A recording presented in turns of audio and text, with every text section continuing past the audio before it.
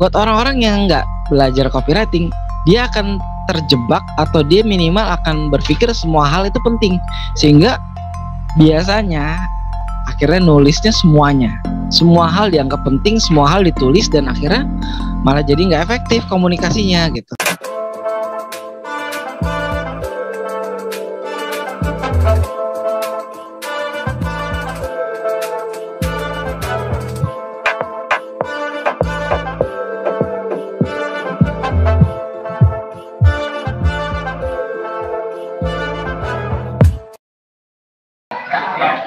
Orang ganteng rambutnya keriting, pengen kaya rajin sedekah.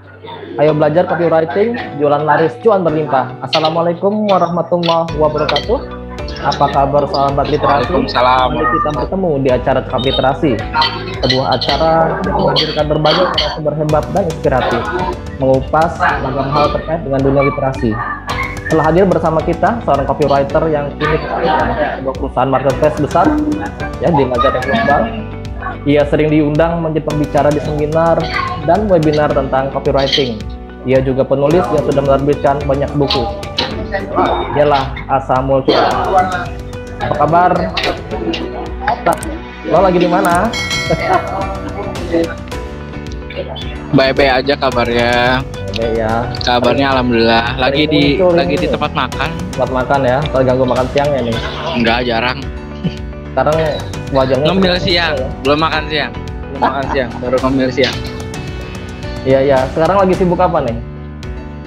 Sambil makan aja, nggak apa-apa kan? Ya, nggak apa-apa. Sibuk apa ya? Kerja pasti Senin sampai Jumat. Tapi karena kerjanya buat Lazada Global, bukan Lazada Indonesia ya. Jadi kerjanya justru buat Lazada Singapura. Untuk Singapura. Jadi tektokannya tiap hari tuh sama orang Singapura, sama orang Alibaba. Karena kan Lazada sekarang di bawah manajemennya Alibaba. Jadi kita kerjanya benar-benar tektokannya sama orang Singapura dan Alibaba di Cina. Itu Senin sampai Jumat kerjanya di rumah aja. Nggak mungkin kan tiap hari suta canggih gitu ya. Jadi tiap hari tuh bangun tidur langsung buka laptop langsung ngecek ada chatan atau enggak, karena kita kerjanya based online, semuanya berdasarkan semuanya chat, via chat. Kalaupun mau ada meeting pastinya lewat nama aplikasinya DingTalk. Jadi kita setiap hari itu lewat DingTalk. Nanti kalau ada perlu meeting, perlu briefing, itu lewat ada lagi aplikasi namanya Alilang, itu punyanya Alibaba, khusus buat meeting, buat video gitu. Jadi kerjanya setiap hari kayak gitu. Setiap hari kayak gitu. Terus paling tambahannya kalau ada yang ngajakin bikin pelatihan online, bikin event, webinar, sama sekarang lagi handle projectnya Odoj buat bikin pusat syiar Al-Quran. Itu kurang lebih endingnya tuh akhir Maret, dengan target donasi sekitar 10 miliar. Jadi kita bikin konten buat ngajakin orang donasi. Baru terkumpul 2,2. Oh, mantap itu. Jadi masih lumayan jauh nih. Tapi ya itu udah alhamdulillah sih, udah so far itu jumlah donasi terbesar sejauh ini sih. Jadi belum pernah dapat segitu. Tapi sejauh ini udah dapat 2,2 miliar, alhamdulillah. Nah itu kan karena ada campur tangan seorang copywriter kan, Asa Mulkia. Kerja tim lah. Jadi sebenarnya Odoj itu sudah punya base community yang bagus. Tinggal dioptimalkan aja gitu kontennya. Ya Odoj ini kan ini ya One Day One Juice itu ya, yang dulu itu sempat viral ya. Sekarang meluaskan kegiatan. Oke. Kita ngobrol-ngobrol nih soal copywriting nih yang sekarang sedang trending ya, sedang viral juga. Nah, lo ini sebagai seorang copywriter yang bahkan sudah ini ya, melakukan berbagai seminar, webinar gitu ya, dan bekerja untuk asing lagi. Oke, kita dari awal dulu deh. Apa sih sebenarnya copywriting itu?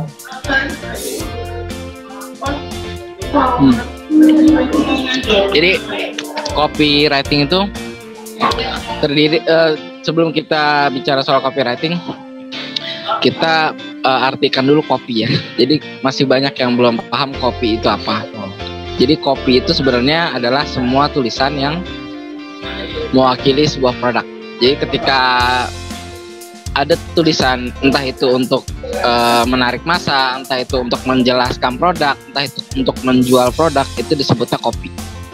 Jadi kalau kita di jalan ngeliat billboard ada tulisannya, terus kita ngeliat brosur ada tulisannya, kalau kita lagi jalan-jalan ke mall terus ada iklan-iklan ada tulisannya, dan tulisan itu semua mewakili sebuah produk, maka itu disebutnya copy. Nah, copywriting otomatis adalah seni menulis copy, seninya, tekniknya, caranya menulis copy. Karena kan copy itu tidak bisa disamakan dengan jenis tulisan yang kita temukan di buku, di status sosmed gitu ya, atau hal-hal yang sifatnya kayak jurnal atau diary gitu. Karena tulisan ini mewakili produk dan biasanya ruang geraknya nggak banyak, karena kan ruang geraknya cuman sedikit sekali gitu. Jadi kayak billboard gitu kan. Billboard kan seberapa banyak sih gitu kan. Brosur juga nggak bisa banyak-banyak, poster, banner, wah banyak sih yang sifatnya media untuk mengiklankan sebuah produk, tapi nggak pernah banyak gitu, jarang banyak, selalu sedikit ruang geraknya. Nah itulah karena ruang geraknya terbatas dan kita juga dalam rangka menjual produk, otomatis butuh teknik sendiri gitu ya. Tidak bisa seleluasa kita nulis artikel atau buku gitu yang bisa mengeluapkan banyak hal. Iya, gitu. Jadi kan salah satu cirinya kan copywriting itu tulisannya singkat, padat, jelasan gitu ya. Berarti sama dong kayak tulisan iklan. Kayak iklan produk itu sama berarti. Secara ya, semua tulisan, semua jenis tulisan atau semua konten yang ada hubungannya dengan produk sebenarnya itu adalah copy. Semuanya. Semuanya. Jadi kalau kita batasin doang copywriting itu hanya untuk jualan, nggak bisa juga, karena zaman sekarang itu jualan itu tidak melulu soal bikin konten diskon, cashback gitu ya, tapi ada banyak teknik jualan, ya kan? Nah, karena kita punya banyak teknik jualan, seorang copywriter itu dibutuhkan untuk ambil alih di situ, untuk bisa bilang deliver tulisan itu. Soalnya copywriting sama content writing itu beda. Beda banget. Kalau content writing itu bisa apa aja. Content writing itu bisa apa aja. Kalau kerjaan seorang content writer itu di sebuah perusahaan, dia bisa nulis banyak hal.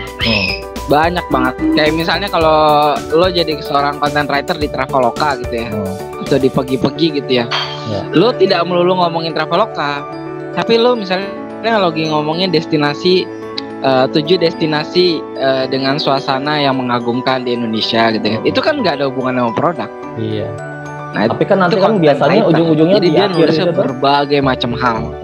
Biasanya di ujungnya di akhir itu kalau ke lokasi tersebut silakan pesan Traveloka gitu kan. Iya, tapi itu sedikit doang, kerjaan lebih banyak kerjaan content writernya, dan endingnya itu yang sifatnya kayak tadi ya, kayak CTA gitu, itu siapapun tinggal kopas aja kali ya gayanya ya. Tapi sedangkan kalau copywriter itu dia benar-benar mendeliver nilai sebuah produk itu tanpa banyak kata gitu, karena ruang geraknya nggak banyak. Nah, bahkan ada yang bilang ini menurut Neil Patel ya. Neil Patel itu salah satu international marketer lah bisa dibilang. Jadi karena dia international marketer, dia bilang copywriter itu sebenarnya up levelnya dari content writer. Karena dia sudah punya beban lebih besar, yaitu beban menjual produk. Sedangkan kalau content writer biasanya tidak dibebani pekerjaan menjual produk. Dia lebih kayak menghidupkan website, kayak mau mengisi website dengan tulisan-tulisan, mengisi sosmed dengan tulisan-tulisan gitu ya, yang bikin nanti traffic di website itu banyak dan segala macam. Tapi kalau copywriter tuh menjual produk. Tugasnya sudah menjual produk, bukan lagi semata hanya ayo rame-rame ini websitenya dengan tulisan gitu, nggak kayak gitu. Dan dia khusus ini karena bebannya lebih besar, ya? Makanya kenapa? Dia fokusnya di cetak. Oh enggak,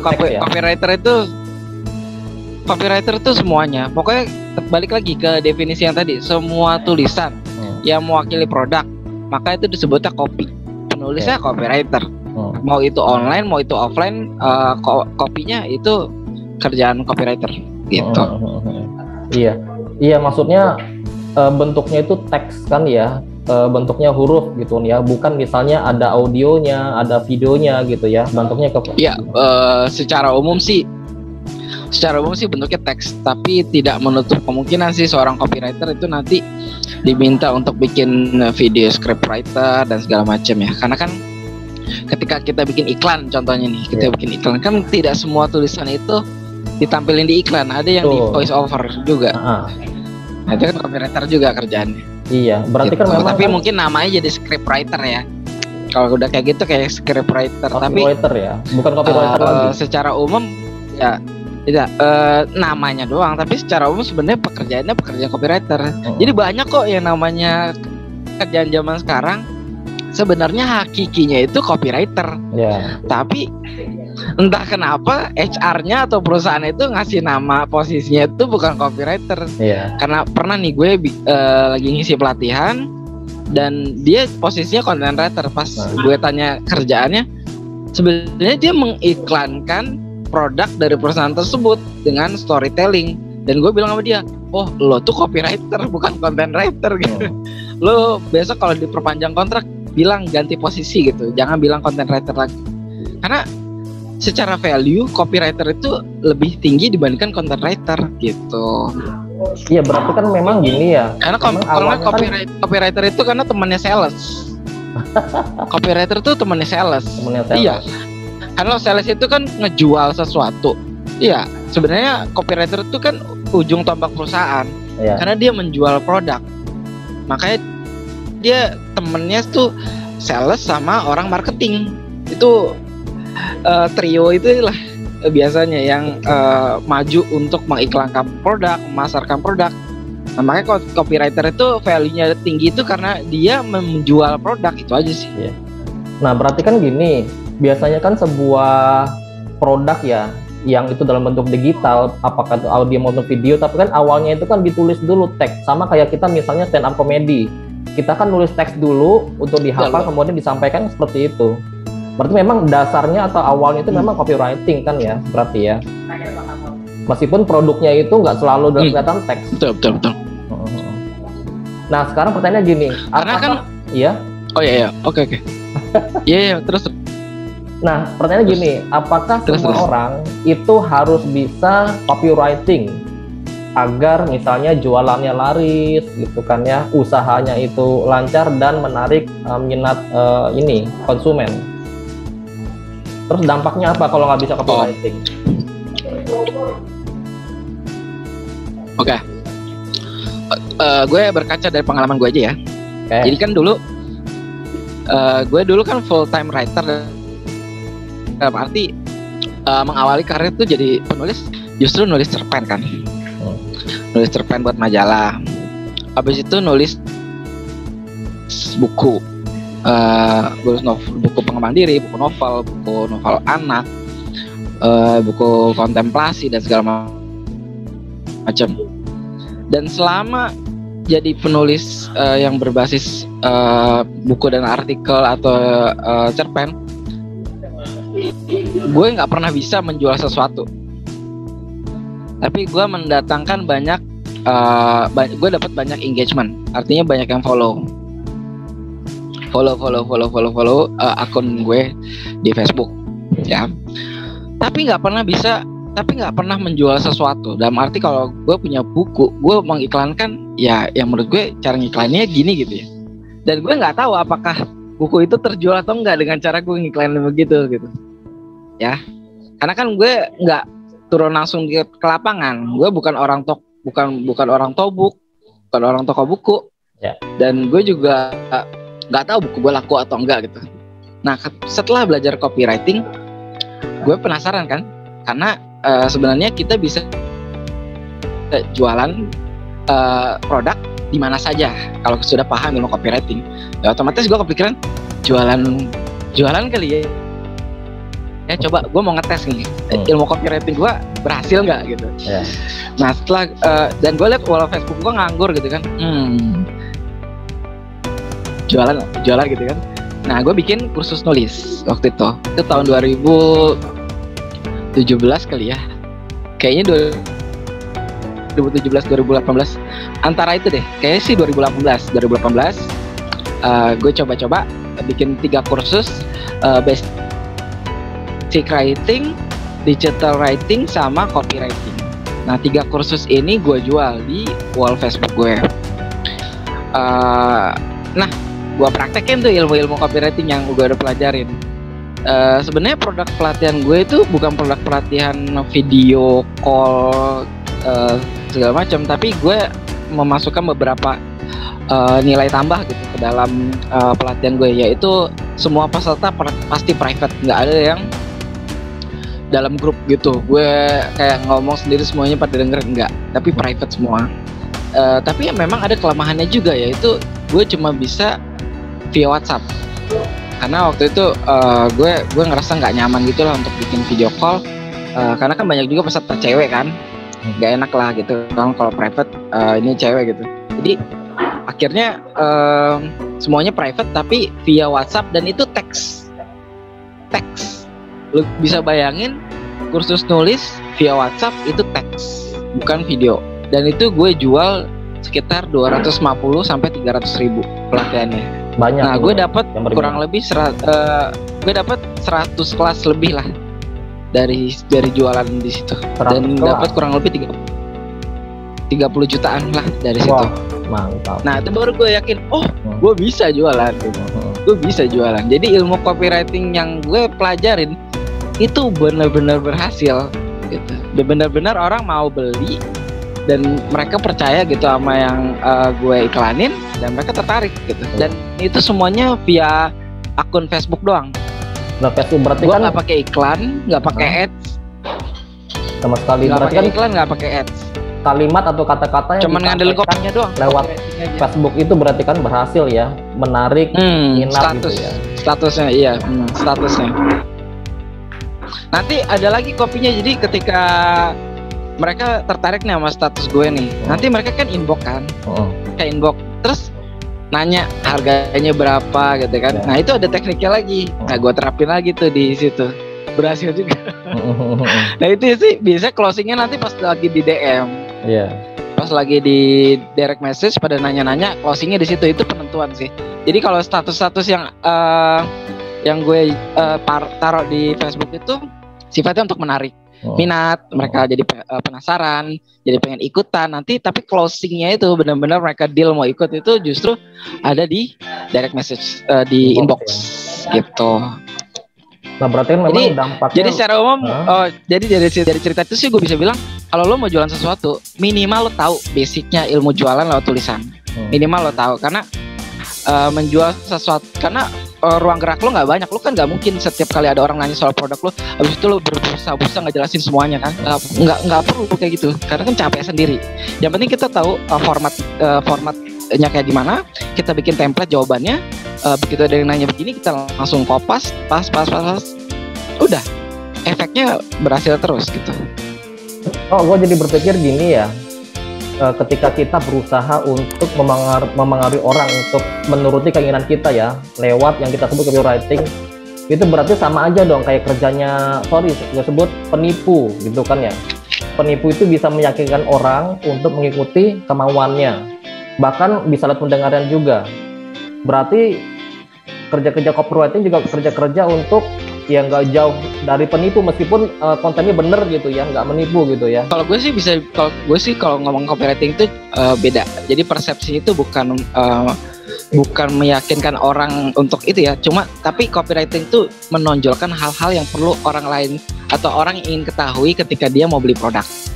Bikin penasaran.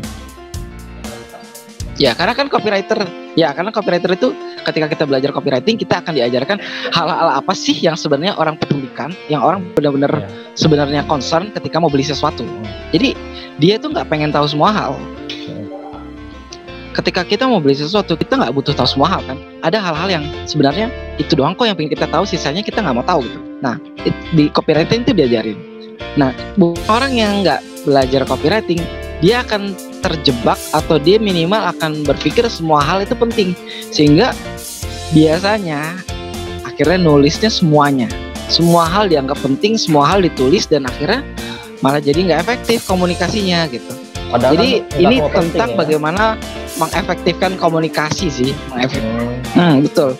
Kayak contohnya nih ya, kalau lo mau jualan sekolah,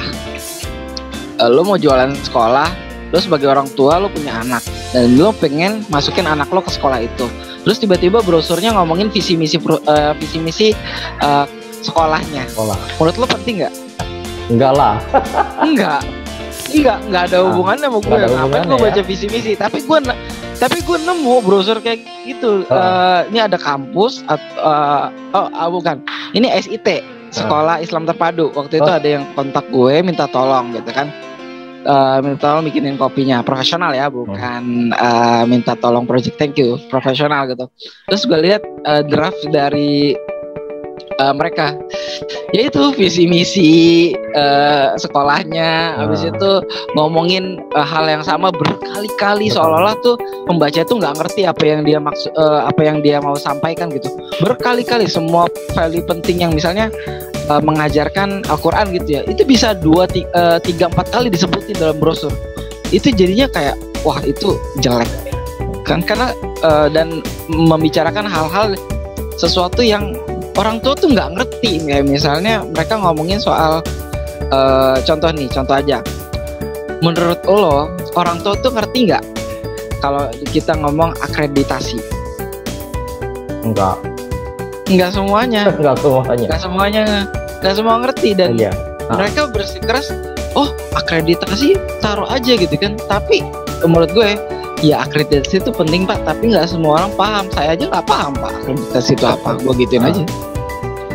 Iya. Dan akhirnya abis itu di kopinya disebutin akhirnya akreditasi itu maksudnya memenuhi standar kurikulum nasional. Nah kan jadi oh gitu. Jadi orang langsung ngerti. Oh akreditasi itu memenuhi standar pendidikan nasional. Nah kalau kita taruh itu di brosur, itu bakal jadi nilai tambah buat brosur itu sendiri, ketimbang sekolah-sekolah yang hanya mencantumkan akreditasi. Jadi kalau akhirnya draft itu gue pangkas abis-abisan, dan gue menempatkan diri gue sebagai calon menempatkan diri sebagai orang tua yang mau masukin anak ke sebuah sekolah. Menurut gue apa yang menurut gue pengen gue baca, pengen gue tahu, itu yang gue tanyain ke pihak sekolah, dan itu juga yang jadi poin-poin dalam brosur. Akhirnya 90% kali draft dari sekolah itu gue hapus. Babat abis karena nggak penting. Iya, karena nggak penting. Iya. Karena mereka masih mengiklankan sekolah itu sebagai guru, seolah-olah guru yang lagi ngomong sama guru.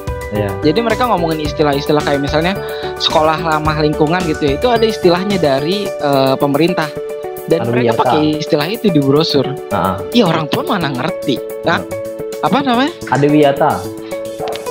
Nah itu, dan itu gue pangkas, ini Pak maaf Pak, orang nggak ngerti, orang tua nggak ngerti Pak. Bapak lagi ngomong sama siapa? Gue gitu. Bapak lagi ngomong sama siapa? Bapak tuh lagi ngomong sama orang tua di brosur ini. Ngapain Bapak ngomong adiwiyata? Ya tak, yang ngerti adiwiyata itu Bapak dan guru-guru gitu. Orang tua tuh nggak ngerti Bapak ngomong apa gitu. Akhirnya gue ganti sekolah ramah lingkungan.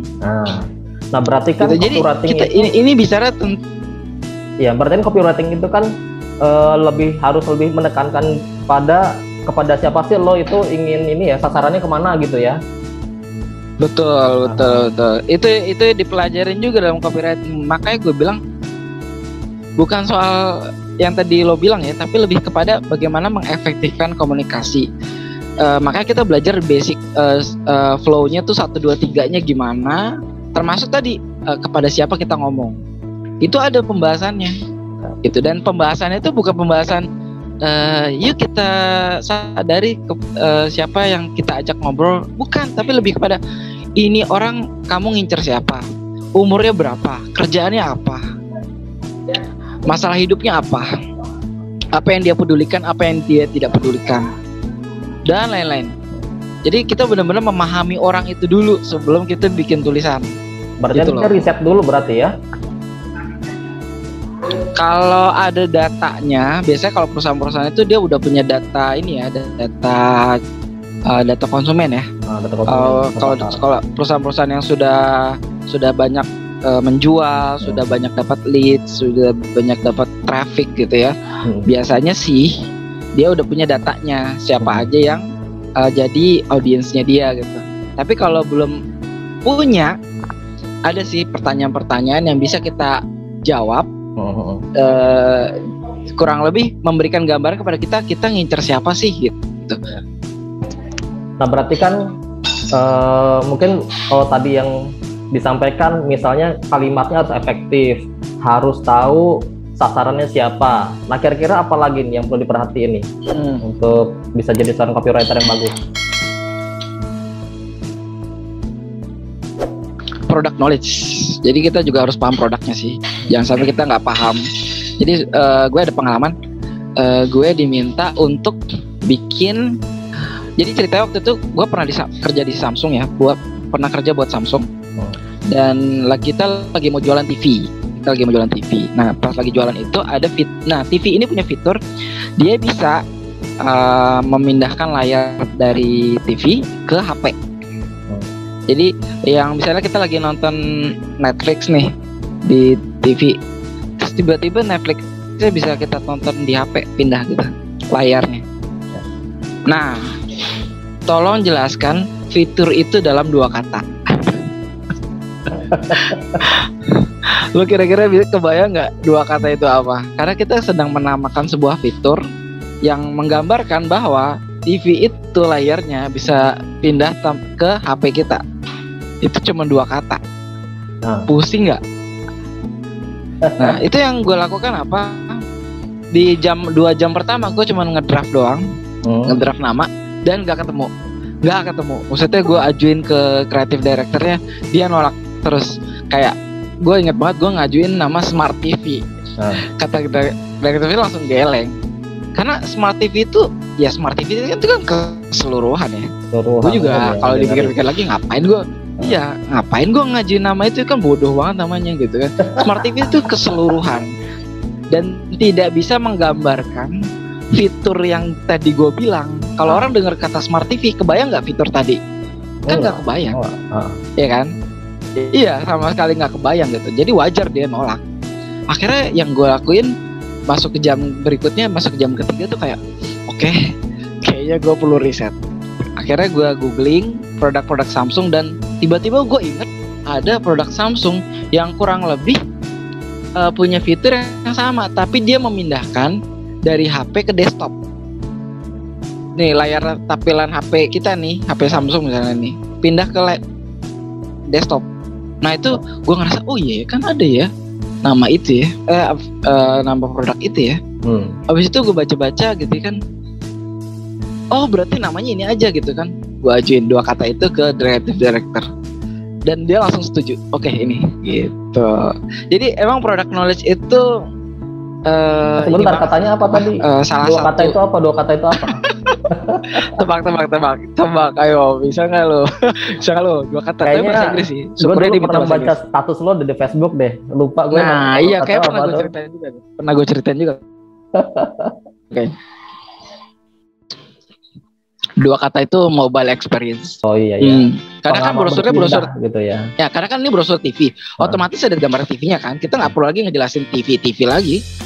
Kalau kita mau bikin brosur TV, otomatis ada TV. Dia lagi memberikan nama-nama buat fiturnya. Jadi lo nggak perlu masukin TV lagi sebenarnya.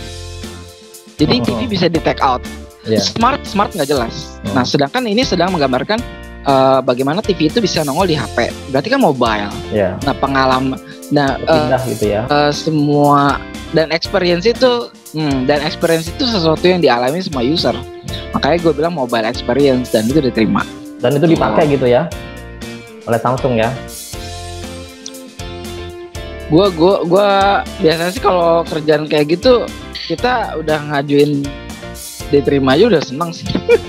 Nggak tahu nanti di sono-sononya gimana karena kan layer approvalnya tuh banyak ya. Tapi biasanya sih kalau ditolak dibalikin lagi sih, dan gue nggak dapet tuh feedback, disuruh benerin lagi nggak dapet sih. Nah berarti kan biasa kalau ditolak sih biasa dikembalikan lagi suruh benerin lagi. Oh iya, kenapa harus 2 kata gitu, nggak 3 kata, 4 kata, atau kadang-kadang kan yang namanya slogan itu kan butuh lebih dari 2 kata untuk bisa mencakup seluruh fitur produk gitu. Jadi kalau misalnya lo jualan TV, ini TV-nya, abis itu kan lo mau gambarin fitur-fiturnya, misalnya ada 10 fitur, ya udah 10 fitur itu kan dikasih nama. Maksudnya itu gitu. Kalau slogan kan beda lagi. Misalnya slogan, misalnya TV-nya namanya Flat TV contohnya gitu ya. Abis itu kan di bawahnya ada slogan gitu ya, ada tagline. Tagline itu bisa apa gitu kan. Tapi kalau nama fitur kan memang harus singkat, nggak bisa panjang-panjang. 2 kata, maksimal 3 kata lah. Karena kan itu nama fitur, nggak mungkin panjang-panjang. Nah itu kan untuk dan tadi yang gue bilang copywriting itu ruangnya terbatas. Itu balik lagi yang tadi gue bilang, copywriting itu ruang terbatas. Nah sekarang gini, dan mungkin kita memenuhi poster, brosur dengan kata-kata doang, nggak mungkin. Itu harus visualnya harus banyak juga. Jadi jumlah copy di dalam sebuah brosur itu sebenarnya nggak banyak juga, nggak boleh banyak, karena akan jelek kalau terlalu crowded, terlalu padat. Sekarang kan banyak ya yang sponsor iklan ya di Instagram, di Facebook gitu ya. Kalau kita klik itu nanti ada landing page sendiri kan, dan itu rata-rata tuh panjang, menggambarkan sebuah produk yang nanti akhir-akhirnya adalah penjualan. Itu sebenarnya efektif gak sih? Di mana IG? Ya Instagram, terus lagi Facebook gitu kan, yang sponsor gitu. Kalau diklik itu biasanya panjang tuh sebelum menawarkan harga. Nah itu efektif gak sih? Tergantung medianya sih kadang-kadang. Jadi kalau kita ngomongin Facebook bisa jadi efektif karena Facebook itu tempat yang bisa dibilang tempatnya orang storytelling. Jadi kalau kita punya gambar dan kita punya story di balik gambar itu, nah Facebook adalah tempat yang oke. Tapi kalau buat IG kayaknya bukan preferensinya, bukan caption ya, tapi lebih ke gambarnya. Caption penting sih, cuma nggak sepenting gambar kalau di IG karena orang lebih ke IG-nya, lebih ke gambarnya. Kalau WhatsApp, nah bisa jadi WhatsApp itu tantangan juga kalau terlalu panjang, karena bisa jadi orang skip, karena kalau kita broadcast sesuatu terlalu panjang biasa orang skip doang. Jadi tergantung medianya. Biasanya kalau long copywriting itu, maksudnya penjelasan yang panjang gitu ya, itu tidak bisa kita bilang nggak efektif, tidak bisa kita pukul rata itu nggak efektif, nggak, karena banyak juga long copywriting yang berhasil. Karena waktu gue jualan kursus itu, ketika orang DM gue long copywriting, gue jelasin nih kursus apa, cocok buat siapa, terus kalau ikut kursus ini bisa belajar apa, abis itu nanti ilmunya kepake buat apa, kalau ikut kursus ini dapat apa, dapat bonus apa, kalau daftar sekarang dapat diskon berapa. Jadi tuk panjang banget, dan itu berhasil. Karena kita lagi ngejelasin sebuah produk baru, ya. Tapi kalau produknya sudah lama, sudah dikenal banyak orang, nggak perlu lah long copywriting itu, nggak perlu. Berarti paling kita nonjolin hal-hal yang kita rasa penting untuk orang mau beli, kayak misalnya diskonnya, atau mungkin value tambahannya, mungkin yang sekarang mungkin fitur barunya lagi ditambah dan segala macam. Tapi kalau produknya udah terkenal, ya nggak perlu. Kayak misalnya kita ngomongin Coca-Cola nih, Coca-Cola long copywriting gimana? Lo pikirin aja, nggak bisa, nggak bisa dan nggak perlu. Nggak perlu. Sudah unnecessary, nggak perlu. Tapi kalau kita ngomongin misalnya kita mau jualan minuman yang kita bikin sendiri, ya masa iya cuma sedikit, orang kan nggak, ini apaan gitu. Jadi tergantung, gue nggak bisa bilang nggak efektif, tapi gue juga nggak bisa bilang efektif. Situasinya bagaimana dan produknya produk yang apa juga, baru, lama, atau sudah dikenal atau belum, kurang lebih gitu. Oh, berarti panjang pendeknya, terus lagi apa yang perlu disampaikan itu juga tergantung produk ya, dan jenis medsosnya ya. Jadi antar Instagram sama Facebook, terus lagi WhatsApp tuh beda-beda ya, nggak boleh sama berarti ya. Betul. Gue sebenarnya kemarin-kemarin tuh kalau posting sesuatu sebenarnya ngetes. Gue sering banget ngetes. Jadi tahun lalu kalau di Facebook gue sebenarnya nyari postingan apa sih sebenarnya yang orang like. Jadi sempat gue punya dapat rumus tuh kalau di Facebook tuh kayak gini nih, storytelling kayak gini pasti banyak yang suka. Karena gue ngetes, sering banget gue bikin status panjang gitu ya, storytelling. Karena gue pengen tahu orang tuh sukanya kayak gimana sih gitu kan. Iya. Nah nanti kalau orang udah banyak nge-share, abis itu komen, oh begini. Nah begitu gue pindah ke LinkedIn, sekarang kan gue lebih aktif di LinkedIn ya. Nggak bisa tuh, nggak ketemu. Jadi rumus yang gue terapin, rumus yang gue tahu di Facebook ketika gue taruh di LinkedIn nggak dapet. Iya. Beda. Kalau LinkedIn itu pendek-pendek berarti ya. LinkedIn itu sebenarnya sih contohnya nih ya, LinkedIn tuh nggak bisa pakai gambar. Maksudnya kalau lo taruh gambar dan teks lo juga panjang, biasanya nggak berhasil. Tapi kalau di Facebook itu bisa berhasil. Artinya ada gambar satu, abis itu storytelling. Itu sering banget gue ngeliat postingan kayak gitu, yang gue bikin kayak gitu, itu berhasil. Banyak yang nge-like, banyak yang share, banyak yang komen. Tapi kalau gue taruh di LinkedIn nggak kayak gitu. Justru ketika lo pakai gambar, engagementnya kurang di LinkedIn. Entah kenapa. Nah akhirnya setiap kali gue posting sesuatu di LinkedIn, gue lebih sering tulisan doang, nggak pakai gambar. Dan itu engagementnya gila, tinggi, bagus. Bisa 6.000 likes. Dan bisa tembus waktu itu sekitar 270.000 view gitu pernah. Mantap. Di LinkedIn. Jadi beda platform, beda gaya main. Nah karena itulah kita nggak bisa mukul rata. Sebuah platform dengan gaya gini pasti berhasil kalau gaya itu kita pindahin ke platform lain berhasil juga, nggak bisa. Lo harus kadang-kadang lo harus belajar lagi. Sebenarnya yang kayak gini tuh berhasilnya gimana sih gitu kan? Gitu. Nah itu juga yang sekarang gue lagi alamin di Odos. Gue bisa lihat, postingan yang kayak gini cocok nih buat followernya Odos gitu kan. Terus bahasan-bahasan kayak apa yang mereka suka gitu kan. Jadi setiap kali ada project atau kayak gitu tuh lebih kayak pengalaman baru, belajar lagi gitu kan. Platform kayak gini, segmen kayak gini. Jadi beda segmen bisa jadi beda juga kayak mainnya. Makanya belajar terus sih jadinya. Nah berarti biasanya untuk mengetahui konsumen atau pasar itu pakai analitik gitu ya. Sering pakai analitik juga untuk mengetahui, misalnya ada Google Analytics, terus lagi Twitter gitu ya, Instagram, Facebook. Harusnya gitu. Sih? Harusnya gitu ya. Kalau lo punya privilege mengakses data, bagusnya sih gitu. Jadi lo bikin strategi based on data, bukan based on assumption. Jadi lo ngelihat sesuatu itu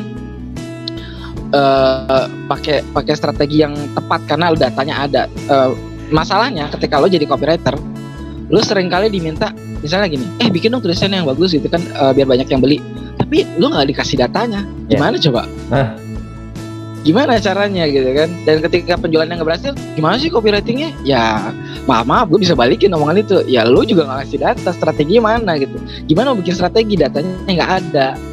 Tuh, jadi gue pernah gitu kan dapet project freelance gitu, dan akhirnya nih jadi kayak semacam gue balik-balik kayak dia mau jualan sedotan. Sedotannya sedotan alami, bukan sedotan plastik ya. Dan dia mau jualan itu, dia memaksakan value-nya yaitu ini sedotan ramah lingkungan, jadi dia bisa terurai gitu ya. Dan dia mau itu yang jadi headline jualan dia. Gue balikin lagi, emangnya ibu mau jualan buat siapa? Ke siapa gitu kan? Oh ke pengusaha gitu kan? Oh ke pengusaha. Ibu kalau jadi pengusaha mikirnya untung rugi atau mikirin peduli lingkungan? Ya untung rugi lah. Ya ibu coba deh ibu compare sedotan plastik sama sedotan ramah lingkungan. Yang lebih murah yang mana? Gue gitu. Ya, soalnya dia ngotot untuk meng-highlight yang ramah lingkungannya itu. Kalau gue jadi pengusaha, maaf, gue nggak peduli lingkungan gitu, kasarnya gitu ya. Kalau gue berpikir sebagai pengusaha maksudnya, kalau gue berpikir sebagai pengusaha, maaf aja, sangat mungkin gue berpikirnya jadi berpikir kayak kapitalis gitu. Gue nggak mikirin lingkungan, gue mikirin untung rugi. Kita kan ngomong mayoritas ya, mayoritas pengusasaha ya. Betul. Kita ngomong maksudnya. Makanya gue pengen bikin strategi gimana caranya agar pengusaha itu tidak terlalu fokus ke harganya. Makanya yang ramah lingkungan itu gue taruh belakang. Jadi poin-poinnya itu gue taruh belakang yang soal ramah lingkungan. Yang gue kedepanin itu soal keuntungan, tapi dari sisi yang lain. Misalnya gini, tahu nggak kalau yang namanya Eropa itu sekarang dia itu justru memperketat aturan buat impor. Tapi dia dan salah satu aturannya adalah produk tersebut harus ramah lingkungan. Kayak kelapa sawit ya. Kita bisa ekspor ke Eropa. Tapi dan mereka mau terima selama produk kita itu ramah lingkungan. Itu salah satunya. Itu gue riset dulu jadinya. Gue yang riset sendiri, coba bayangin. Mereka nggak ngasih data. Gue akhirnya gue riset gitu kan. Gue cari tahu gimana. Gue berpikir ala-ala pengusaha nih. Gue tuh kalau gue mau jadi pengusaha dan gue mau beli produk yang lebih mahal, harus ada nilai tambah dong. Ya kenapa gue bela-belain itu jadi kenapa gue harus naikin harga gue beli sedotan gitu. Gitu sih. Jadi ya pengalaman aja sih kalau yang namanya kalau kita mau jual sesuatu itu memang harus pakai data, emang harus, dan nggak bisa ngotot pakai mulut doang gitu. Dan timnya itu kayak nggak ngerti. Gue kasih nama ibu pengusaha itu, timnya kayak nggak ngerti gitu. Untung nanyanya ke lo ya. Dan untung ketemu lo gitu ya. Bisa gini, gue nasihatin ibunya, karena itu ibunya kayak pengusaha menengah ke bawah kali ya, gue nggak tahu deh, mungkin menengah ke bawah kali ya, gue nggak tahu. Bisa juga high sih, dan pengusaha itu emang rata-rata banyak ngeblanknya kalau kita ngomongin teknik-teknik kayak gini. Mereka kan ibaratnya punya modal, tapi mereka nggak punya ibaratnya bukan orang lapangan gitu yang terjun langsung ngejual. Mereka punya duit tapi nggak terjun langsung. Dan gue bilang sama tim, ibu saya butuh data ini, minta tolong dong bu. Oh iya, nanti saya ngomong sama tim saya. Begitu timnya ngasih tahu ngebalikin, kagak ada datanya yang bisa gue pakai kayaknya, cuman yang ramah lingkungan lagi. Oke. Aduh, ini timnya kerja nggak sih, ngerti nggak sih? Akhirnya gue riset sendiri. Dan begitu gue ajuin, timnya bilang apa deh? Nggak, jadi kan gue udah riset sendiri. Gue akhirnya poin-poinnya gue ini sendiri. Habis itu kirimkan ke ibunya, oh ya nanti saya baca deh sama tim saya gitu kan. Timnya ngebalikin, bisa nggak yang ramah lingkungan? Boleh ramah lingkungan, mau dipindahin lagi ke depan, ke bagian depan browser kata gue. Gila ini timnya nggak ngerti deh. Sampai tagline-nya yang di riset apa tuh? Yang di riset gue coba cari tahu sebenarnya orang perusahaan lain jualan sedotan ramah lingkungan itu bagaimana gitu loh. Apa yang mereka tonjolin? Gue nyari-nyari juga di Google, maksudnya manfaat dari sedotan ramah lingkungan tuh apa? Salah satunya nih sebenarnya sedotan ramah lingkungan, sedotan plastik itu ada kemungkinan bahan kimianya itu bocor, dan ketika itu bocor dia kehirup sama customer. Dan gue taruh itu di poin salah satu poin kelebihan, Anda peduli customer Anda gitu, karena dengan beli sedotan herbal Anda menghindarkan customer dari kemungkinan sakit. Itu kan pengusaha juga mikir ya, kalau customernya sakit gara-gara dia kan gak enak juga kan. Jadi value kayak gitu. Terus dan salah satu value lain bahwa banyak sekarang yang namanya banyak tren-tren besar itu sudah membrandingkan dirinya sebagai produk atau brand yang ramah lingkungan gitu. Gue gituin. Jadi dan profit mereka naik setelah itu gitu. Maka itu yang gue bring up. Makanya lebih kayak how to make your brand sounds more logic aja sih, make sense gitu. Kalau kita mau jual sesuatu tuh orang pikirnya pakai logika gitu kan, karena ada urusannya sama duit.